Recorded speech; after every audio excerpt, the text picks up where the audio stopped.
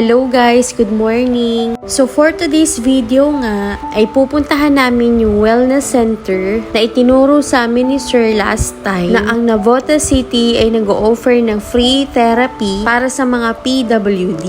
Akala ko nga hindi ako makakapunta ngayong araw dahil nga sa naging busy na naman ako at naisip ko na rin nga na baka next time na lang kasi medyo kumukulimlim na yung panahon at mahihirapan na naman ako or kami kung dadalhin na naman namin si Baby RR. Bago nga muna kami umalis, nagbawas na muna ako ng gawaing bahay. At habang nag-iisip nga ako kung tutuloy kaming umalis today, kaya nga lang naisip ko, it's better to try and check kung meron ba talagang wellness or wala, or baka hindi talaga siya free. At ayoko ding magsayang ng araw nang walang nangyayari dahil almost 3 months na miss ng anak ko yung therapy or session niya. Alam nyo ba na napaka-importante nito na yung mga anak natin na merong special needs ay magkaroon or dumaan sa proseso ng pagti-therapy. Mas maaga, much better para mahabol nila yung milestone nila. As of this moment nga, ay medyo nanghihina nga ako dahil nga sa kulang na naman ako sa tulog. Biruin mo, natulog yung anak kong si Arky ng 11 PM and then gumising naman siya ng 4 AM. Bago pa naman ako matulog, doon lang ako nagkakaroon ng pagkakataon na mag-edit ng video. So ito na nga, nag-tricycle kami and then nag-jeep kami papunta ng wellness center. Pagsakay nga namin ng jeep,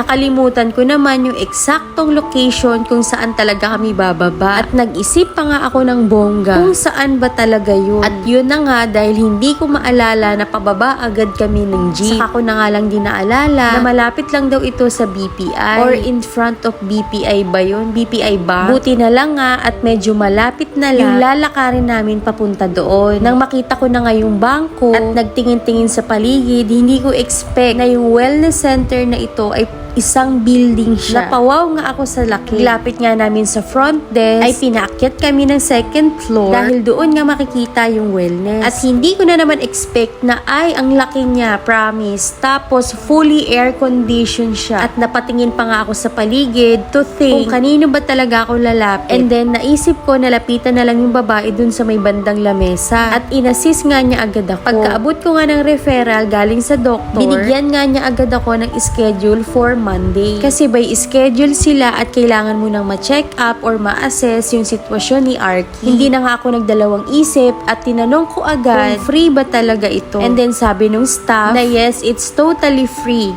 Walang babayaran. So na-touch naman ako na meron palang ganito dito sa Navotas. Kasi alam nyo ba na kapag nagpa-private rehab kayo, ito ay napakamahal. Promise. Kaya thankful talaga ako magiging libre nga ito. So ayun lang. Thank you for watching.